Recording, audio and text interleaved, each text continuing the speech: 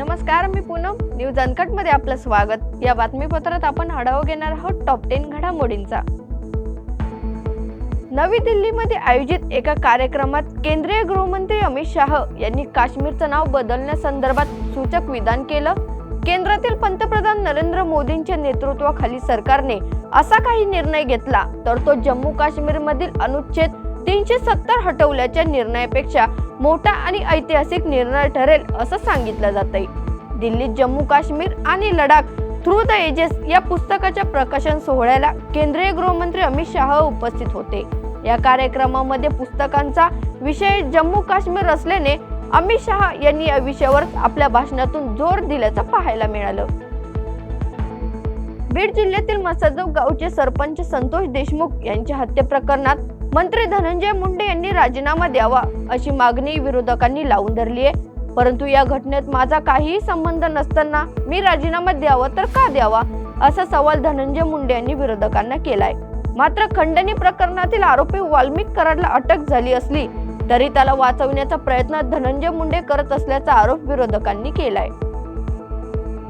चाकण येथील महात्मा ज्योतिराव फुले मार्केट यार्डच्या प्रवेशद्वारावर आज सावित्रीबाई फुले यांच्या जयंतीनिमित्त महात्मा ज्योतिराव फुले आणि सावित्रीबाई फुले यांच्या पूर्णाकृती पुतळ्याचे अनावरण राष्ट्रवादी काँग्रेस शरदचंद्र पवार पक्षाचे अध्यक्ष शरद पवार आणि आमदार छगन भुजबळ यांच्या उपस्थितीत या पुतळ्याचे अनावरण होणार आहे. त्यानिमित्ताने हे दोन्ही नेते पक्षफुटीनंतर एकाच व्यासपीठावर एकत्र दिसणार आहेत. त्यानंतर आता शरद पवार व त्यांच्या काही राजकीय संवाद होणार का याकडे सर्वांचं लक्ष लागलंय. गेल्या 2.5 ते 3 वर्षांमध्ये एकमेकांवर टीका आणि आरोप केल्यानंतर आता उद्धव ठाकरे आणि देवेंद्र फडणवीस यांच्यात निर्माण झालेले वितुष्ट कमी होऊ लागल्याची चर्चा सध्या रंगताना दिसतेय. एक तर मी राहीन नाहीतर तू राहशील अशी चर्चा करणाऱ्या उद्धव ठाकरे यांचा दृष्टिकोन कमालीचा बदललाय. हिवाळी अधिवेशनात देवेंद्र फडणवीस यांच्या दालनात जाऊन भेट घेत उद्धव ठाकरे यांनी त्यांची सुरुवात केली होती. मात्र आता शिवसेनेचे मुख्य पत्र असणाऱ्या दैनिक सामनातील अग्रलेखात मुख्यमंत्री देवेंद्र फडणवीस यांचे चक्क कौतुक करण्यात आल्यानं हा प्रकार सध्या राजकीय वर्तुळात चर्चेचा विषय ठरतोय. राज्यात गेल्या 2 आठवड्यापासून थंडी गायब झाली होती आणि तापमानात वाढ झाली होती. फक्त पहाटेच्या वेळी हवेत किंचित गारवा पाहायला मिळत होता आणि दिवसा उन्हाची झळ बसत होती. मात्र गेल्या 2 दिवसांपासून हवेत गारवा पाहायला मिळत असून बुधवारी रात्रीपासूनच हवेत गारवा निर्माण झालेला जाणवतोय.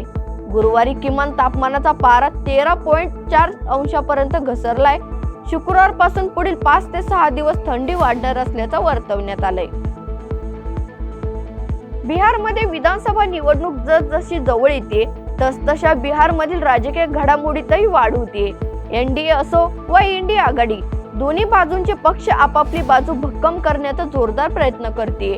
पण या सगळ्या राजकारणात बिहारचे मुख्यमंत्री नितीश कुमार केंद्रस्थानी असून ज्यांच्या पक्षांतराबद्दल प्रत्येक निवडणुकीपूर्वी अटकळ बांधली जात असून अलीकडच्या काळातील राजकीय घडामोडींवर पाहता नितीश यांची भूमिका निवडणुकीत महत्त्वाची असणार आहे. बांगलादेशातील एका न्यायालयाने हिंदू साधू आणि इस्कॉनचे सहयोगी चिन्मय कृष्णदास यांना देशद्रोहाच्या खटल्यात जामीन देण्यास नकार दिलाय.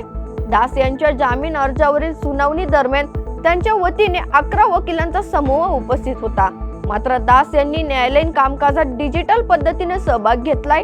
न्यायाधीशांची फिर्यादी आणि बचाव पक्षाच्या वकिलांचा युक्तिवाद ऐकला आणि नंतर दास यांचा जामीन अर्ज फेटाळला असे न्यायालयाच्या अधिकाऱ्यांनी सांगितलंय.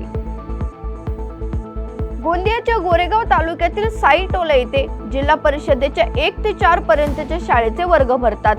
काल 3 वाजेच्या सुमारास विद्यार्थी वर्गात असताना अचानक स्लॅबचा प्लास्टर बसलेल्या विद्यार्थ्यांच्या डोक्यावर पडल्याने एक विद्यार्थी गंभीर जखमी झालाय तर 3 किरकोळ जखमी झालेत. त्यानंतर लगेच जखमी विद्यार्थ्यांना प्राथमिक आरोग्य केंद्र कुराडी येथे औषध उपचारासाठी नेण्यात आलं. शिक्षण विभागाच्या दुर्लक्षित धोरणामुळे विद्यार्थ्यांचा जीव मुठीत घेऊन वर्गात बसावं लागत होतं. मात्र आता या घटनेनंतर स्थानिक पालकांनी शाळेला कुलूप ठोकण्याचा इशारा दिलाय. वडाळ्यातून एक धक्कादायक बातमी समोर येते. कोर्टच्या अल्पवयीन मुलीशीच वडिलांनी गैरवर्तन केल्याची घटना घडलीय. 6 वर्षीय मुलगी झोपेत असताना वडिलांकडून मुलीला चुकीचा स्पर्श केला जात होता. मुलीने याबाबत कोणाला सांगितल्यास तिला नग्न घराबाहेर काढण्याची धमकी आरोपी वडिलांकडून दिली जात होती. मात्र आता मुलीनेच वडिलांविरोधात दिलेल्या तक्रारीनंतर वडाळा टीटी पोलीस ठाण्यात गुन्हा दाखल करण्यात आलाय. वर्ल्ड टेस्ट चॅम्पियनशिप खेळण्यासाठी करो या मरो समजली जाणारी ऑस्ट्रेलियामधील सिडनी कसोटी आजपासून सुरू झाली आहे. या कसोटीमधून भारताचा कर्णधार रोहित शर्मालाच वगळण्यात आलाय. आंतरराष्ट्रीय कसोटी मालिकेमधून भारताने अशा प्रकारे कर्णधारला वगळण्याची ही पहिलीच वेळ आहे. मालिकेतील पहिल्या कसोटीमध्ये पर्थच्या मैदानात भारताला विजय मिळवून देणाऱ्या जसप्रीत बुमराहकडे शेवटच्या कसोटीचं कर्णधारपद सोपवण्यात आलंय. मात्र रोहित शर्माला अचानक का संघाबाहेर काढण्यात आलं याबद्दल चर्चा सुरू झालीय. या बातमीसह वेळ झाली टॉप 10 मध्ये. तेच थांबायची. पाहत रहा न्यूज अनकट.